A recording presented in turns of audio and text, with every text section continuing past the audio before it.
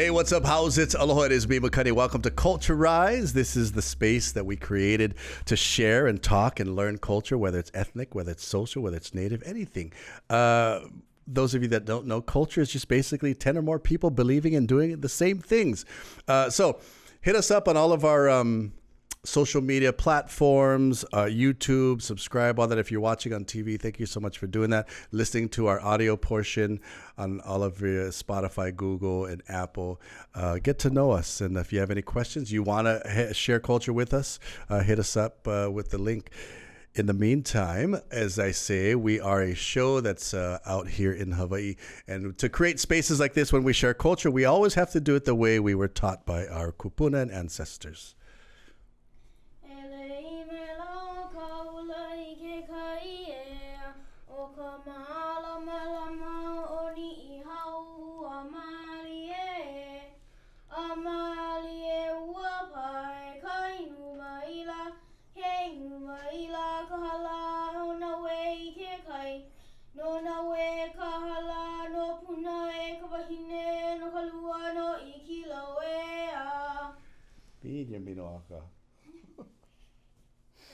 Okay. The Kanaka Kid, mahalo for always setting the space for us. Speaking of space, we're going to get right into it. I have not seen my guests in front of me for probably 20 years. It's always funny how, you know, as you holomua in life and you go into things that you never thought friends that you had would go into, but you knew maybe. But sitting in front of me, Kehaulani Souza. Now, I have, okay, you're looking at me like, since the last time I seen you, you've been married. The new last name? Kupihea. Kupihea, there you go. So I'm going to get used to that. Hanging out with me first. If you don't know, you've probably seen her before in the paddling community, because I wanted to even bring you on for that, to talk about the whole va'a culture. But we're here for actually something you've been doing for a long time now. But before I get into that, what high school you went? YPO High School. YPO? I just it should have been named YPO. It should have been YPO. It's Mililani. Milila. Okay. Why should it have been named YPO? Because it's in YPO Ahupua'a, and every time I go to Mililani High School and do presentations, I'm like, okay, what Ahupua'a are we in? And they're like, Mililani. And I'm like, oh, okay. See, right off the bat, she's going to be dropping some knowledge. And I like that because I had a conversation on another episode with Kimo Leong, and we're talking about Yokohama and Kehaulani, right? Just using proper names and the names it was given. What is Mililani, by the way?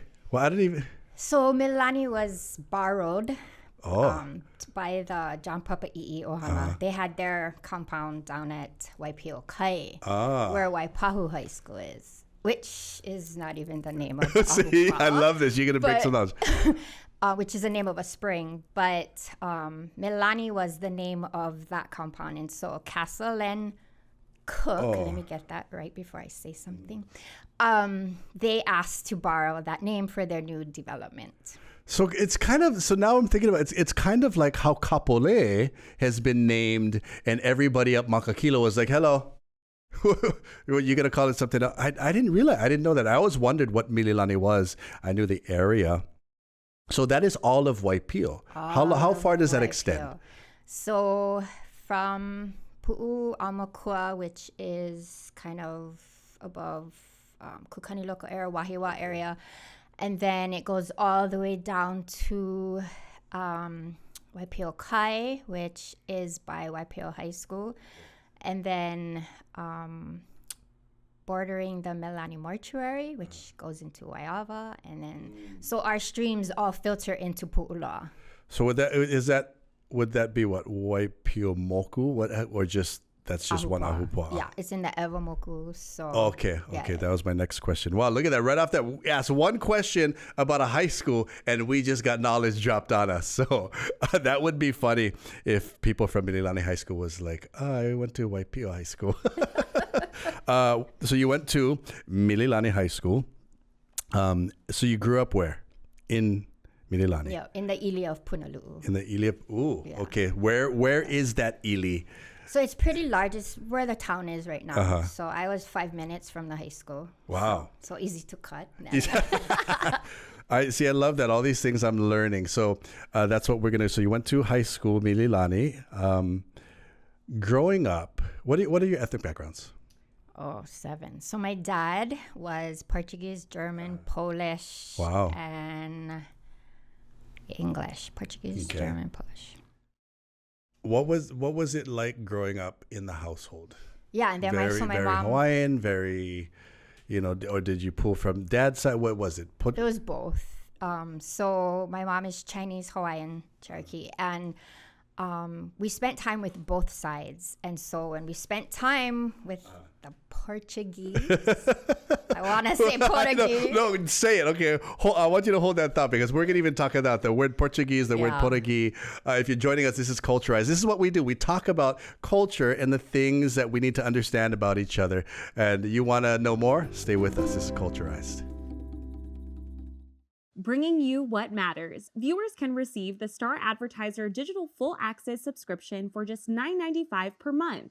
Go to staradvertiser.com and click on subscribe. Use the code AHAITHING. For all your money needs, Hawaiian Financial Federal Credit Union is here for you. Visit HIFICU.com. Hey, what's going on? Welcome back to Culturized. It's me, Makani, sitting down with Kehaulani Souza. I'm going to keep calling you Kehaulani Souza. Oh, my classmates. Sorry. So we're growing up in Mililani, and I love it. I just got educated. If you're just joining us, Mililani in the Ahupua of Waipio, and your ili was, what was? Punalu. So growing up there and growing up within a household that you had Hawaiian side, you had Native American side, you had Portuguese side, which were the more dominant ones? Both. So Portuguese, when we went to go visit my grandma, and she was very, very Portuguese. Her mother spoke like 10 languages. Really? Yeah. And then my Hawaiian side, my tutu. So my mom was the first born out of 9 sisters and 1 kane. And they all lived in Pa'oa, right on the stream, right by the graveyard. Wow. And they all danced hula for Auntie Lokalia Montgomery. So Auntie Maikea was their hula sisters. And so growing up, so you always think Portuguese, Hawaiian, they're too like dominant, right? So when you said, very, very Portuguese, what was very, very Portuguese? Oh, that she cooked everything from scratch. No way. That she was raised in Kalihi Valley, right across Ulu'aina, where she made her own, what was it? She just made everything. Did you guys have every time we go to a very very Portuguese household, they have to have a picture of a rooster or clock, rooster, everything. Right? Is that the whole thing? Yeah. Portuguese uncle that lives on Maui, I remember him because the men always had this perfectly manicured mustache, wife beater on, white tank top, and he made rosaries. Oh, yeah. Very Catholic. Was Grandma very Catholic? Grandma, Grandpa, everybody.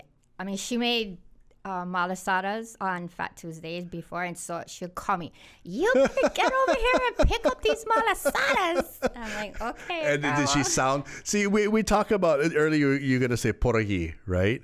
I know some of my Portuguese friends. Some like it, some don't like it. Was Grandma one of those? No, not Portuguese. She was laughed. like, whatever. Yeah, because she was funny. They were so hilarious and funny. And I don't think you can find one non-funny, loud, outspoken Portuguese person. Yeah, and I was surrounded by strong wahine on both sides. So that's how I get what I am. Hawaiian Native American side, what was that? What things you remember growing up? Hula, obviously. Oh, hula and mele. Like everyone in the family could play an instrument. Obviously, it did. I was just gonna say, you're just like me. It just skipped a generation. Music went. Yeah. No, not you guys. I know, and so growing up, we still have that aina, Liko Lane, right behind the Po'a school. Wow. So my grandma, they're visionaries. They had the whole lane. We still have a few of the houses there, and just going there and hearing them, their leo, everyone getting up and dancing hula. I love the concept what you just said, where they were visionaries, because I don't know why we don't think like developers today. I always say there's got to be some developer that thinks of the Kehaulani style, right?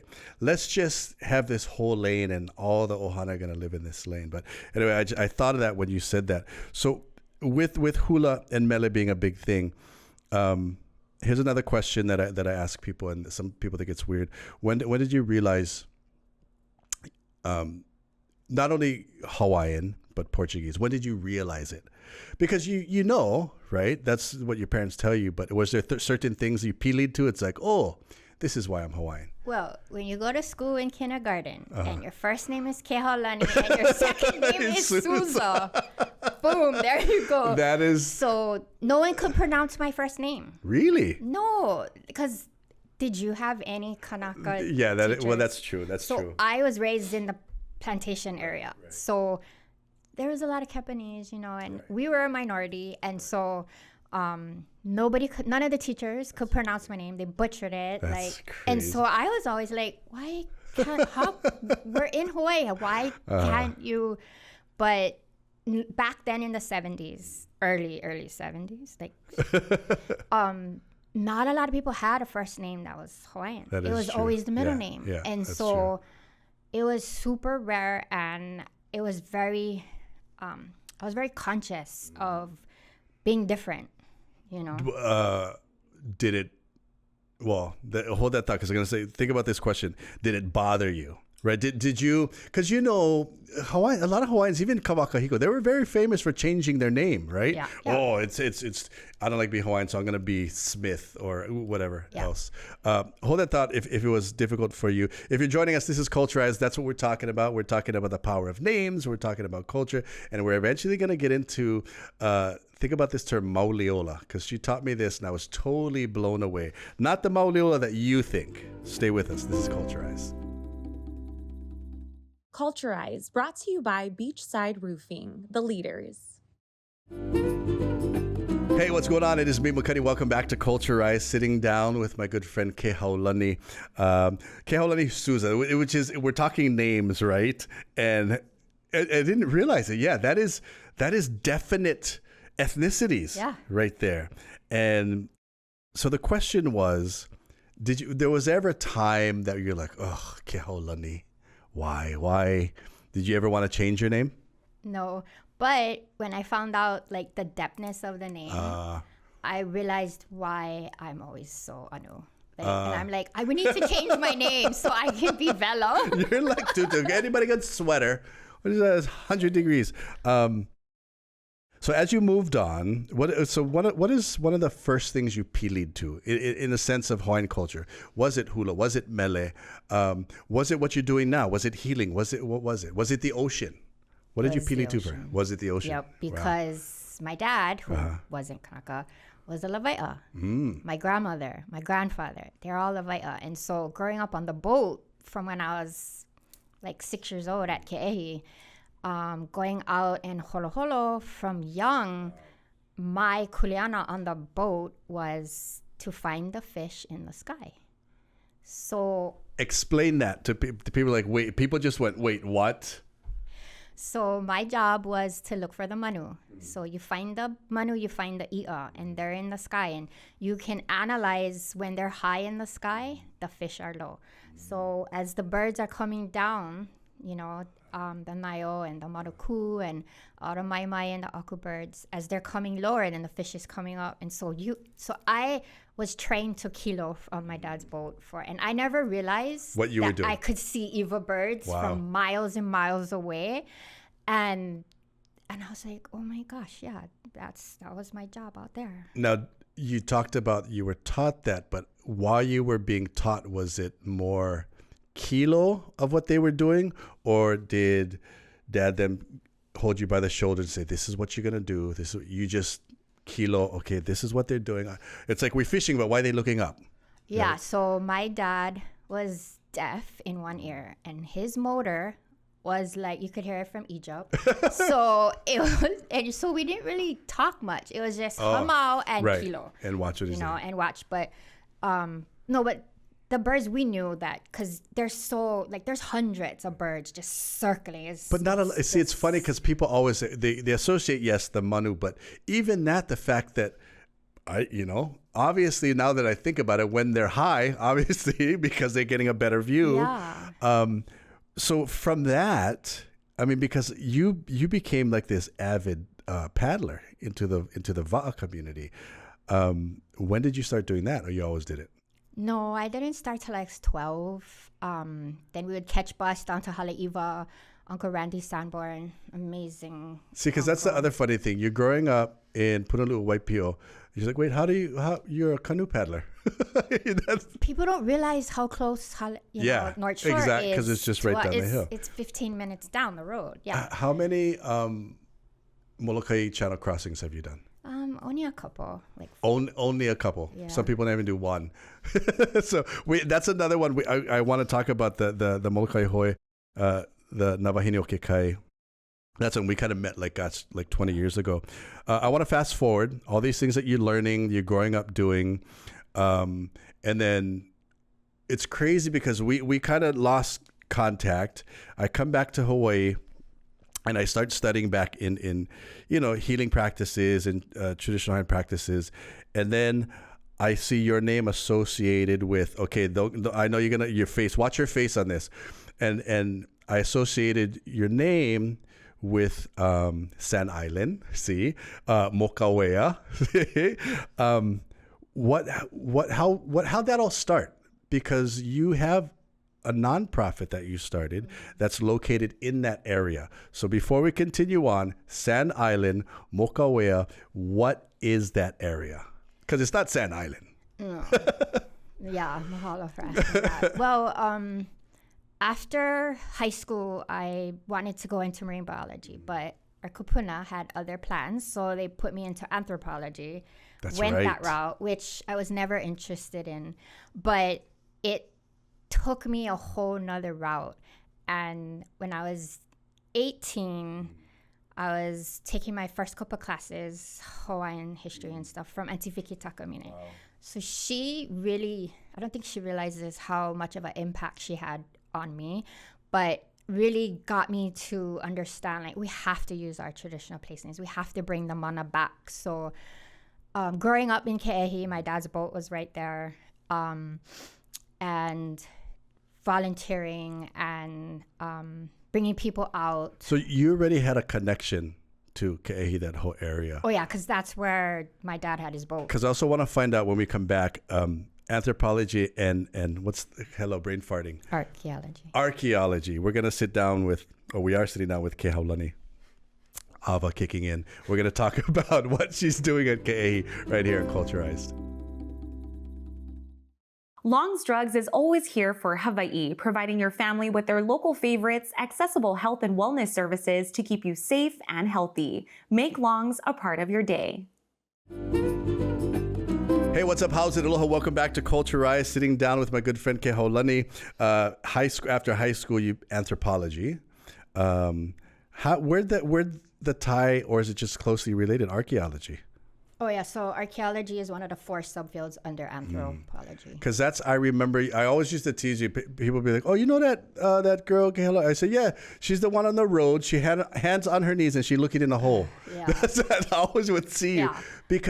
But you at the time, it having to do with culture as well when you were anthropology and archaeology, right? Oh, yeah, because it's all of our iwi kupuna that we're protecting. It's all of our sacred sites that... So if somebody was building back in they would call you guys. Yeah. And you would our company. And it was very rare to have, Koko Kanaka working in that field. So it was in 99, it wasn't normal. Wow. Back then. What you're doing now, you have this relationship with Ke'ehi, and what did you start after you put anthropology, archaeology, you didn't put it away, but you started a nonprofit in... Yeah, so we were bringing people out to the reef out there and really getting them in the va'a and getting them out on the papa, seeing all of the ho'aloha out at the papa. And it really brought back life to the keiki that we were, showing. Who was, not to interrupt you, but who was there? So if you've ever been out to Mokawea Ke'ehi, all those islets and all those islands and all those sandbars, is there a name for that area? Yeah, so Sand Island, which most people know as please delete in your brain and throw away, throw it in the trash. So that whole area, when you go over the bridge, after Ke'ehi Boat Small Harbor, you're getting out of Kalihi Ahupa'a, going over the bridge, going over Kapalama Stream. So you're entering Kapalama Ahupa'a, and then you're on a separate island. That island is called Mauliola or Moku Akulikuli. So because there was a lot of akulikuli growing. So I'm trying to visualize, right? So a lot of people don't realize it when they go over that. Was it a drawbridge, whatever that bridge is? It was in the past. Yeah. So that now becomes a whole separate island. Yeah. Wow, Mauliola. Well, it always was. Well, yeah. It was Quarantine Island. That might trigger something. Okay. What else was that for? Okay, let's go Kawakahiko. What was there? So it was a little small island, and that was called Mauliola. But the cartographers didn't continue some of our traditional names. So after like 1919, 13, they started using Quarantine Island, Rainbow Island. Wow. And then so when you're at Mauliola and you're looking out, you see 3 papas, right? 3 reefs, 3 tidal islands. So at one time, that whole entire papa was one flat reef. So you could walk. Really? That's it, because they destroyed a lot of it to, what's there? Destroyed. Airport? Yeah. With I wish I had all my maps to show you. But yeah, they destroyed it. And so that place right there is called Ke'ehi, which means to embrace with your feet, to walk upon, to...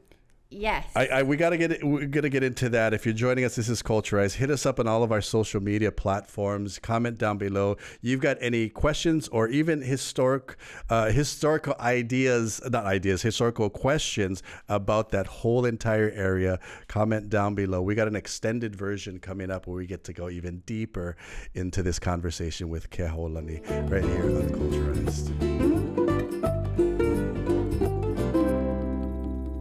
Hey, what's up? How's it? Aloha, it is me, Makani. Welcome to Culture Rise right here on YouTube. This is the extended version. If you're watching us on TV, listening on the podcast, we're sitting with Kehaulani Souza. I'm using that name. We are talking, we talked about you growing up and you getting into anthropology, archaeology, and the cultural side of that. You fast forward to everything you've learned growing up, your relationship with Ke'ehi, and now you are there with your nonprofit, taking people out. How difficult was it? I mean, was anybody allowed to go out there when you guys started? Because who owns that whole? Is it the state? What is it? Hawaiian government. No, is it right? But state when I hui the land. But yeah, right now it's under one of the reefs called Mokoea is under DNLR. The other 2 sacred islands, Kahaka'aulana, and which Kamemea Ohana, Kupihea Ohana, Ka'ai Kanaha, Makekau, Lupenui, and Timura Lupenui lived on Kahaka'aulana. Yeah. Which means the floating oracle. Wow.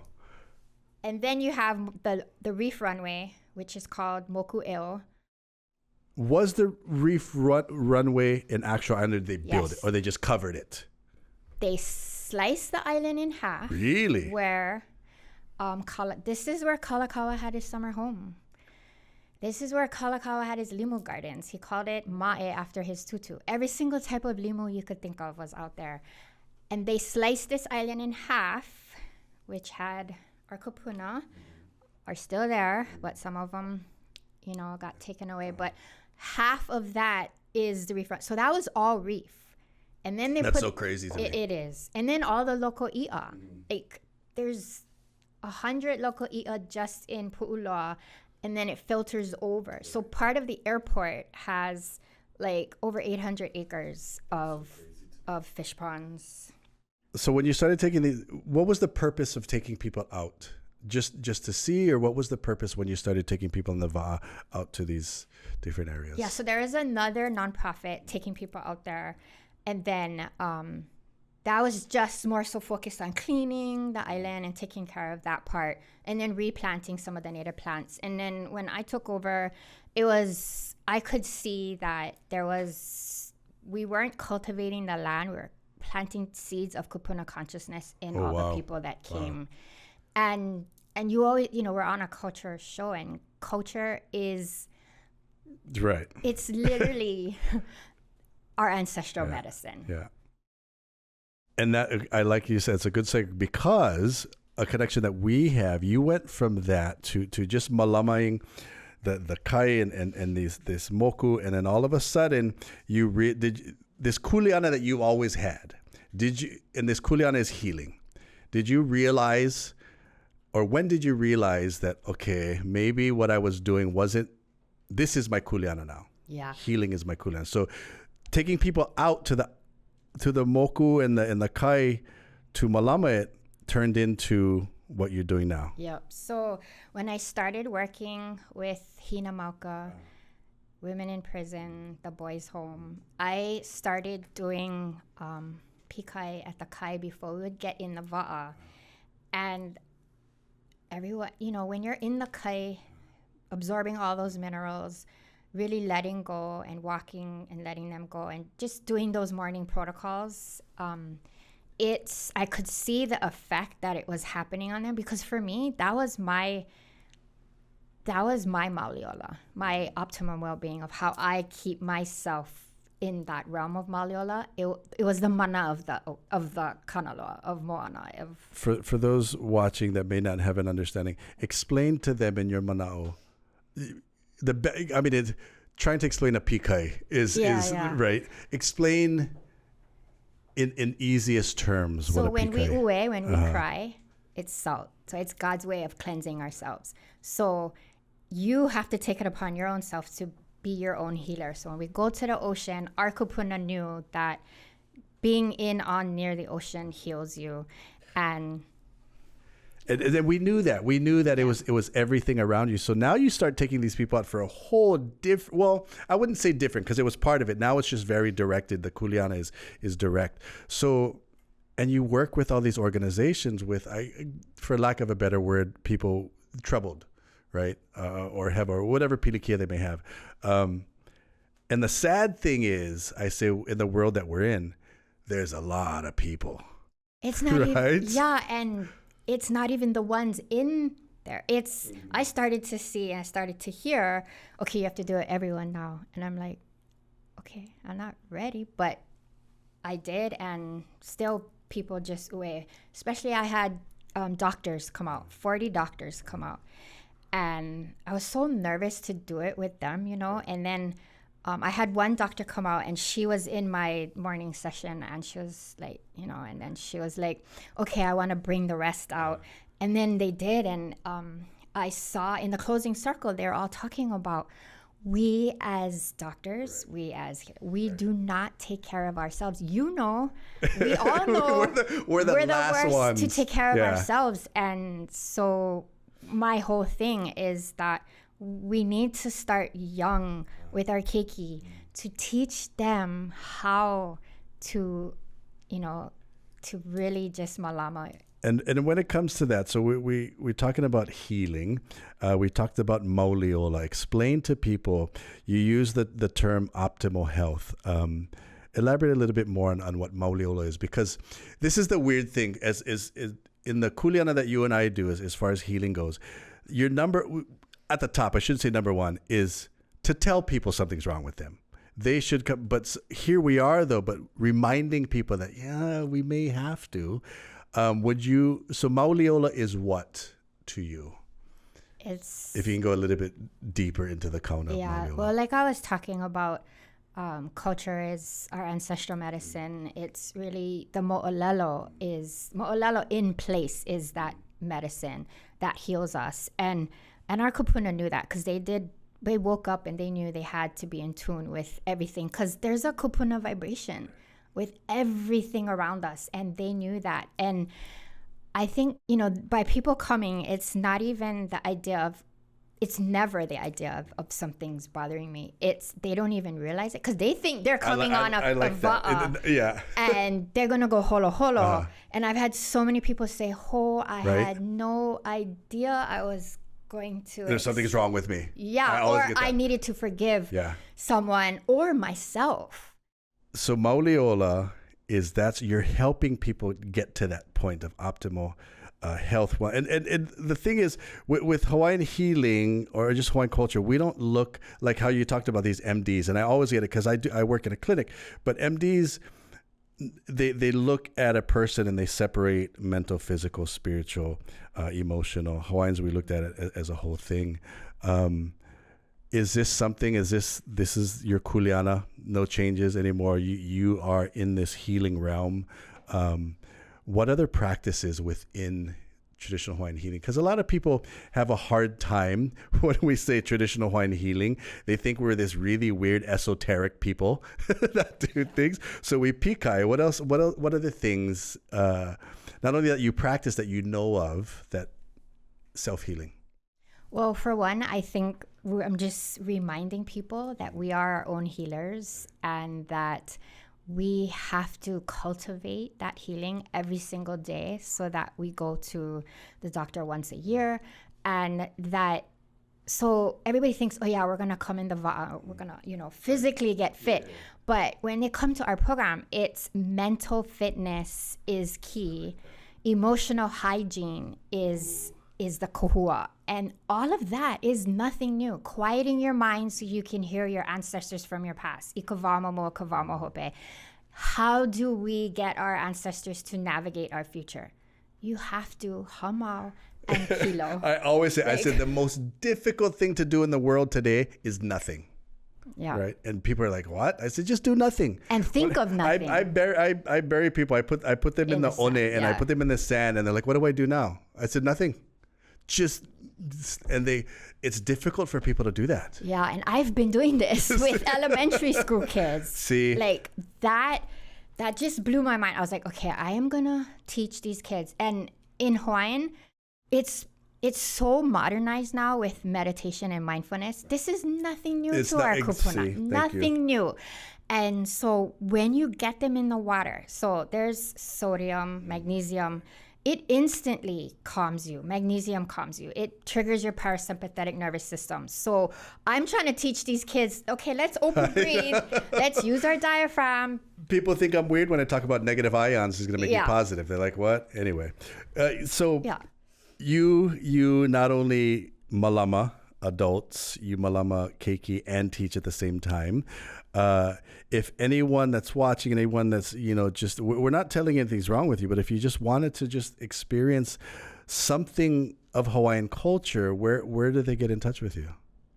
You guys have a website or just show up? Yeah, kehaulani.org. No, okay. Don't show up because every and you're just gonna if you show up, you better oli. That's the whole thing, right? Every seat in the va'a is named, right? So all of the kids. Yeah, no. Email me is the best. Kehaulani@keahi.org or keahi.org or our Instagram Mauliola Keahi. So like we always say, if you're ever interested in anything in culture, some of us pili to certain things. Maybe we're not hula people. We're not mele people. Maybe it's lapa'au. Maybe it's healing. So figure it out. Do something cultural. I know you're always busy. Mahalo, mahalo, mahalo for being here and dropping some ike bombs and mana'o. Got any questions? Hit the comments down below, the subscribe button, notification, validate our existence. This is how we do it right here, Culturize, dropping some cultural knowledge on you. Thanks for joining us. Mahalo. It's Culturized.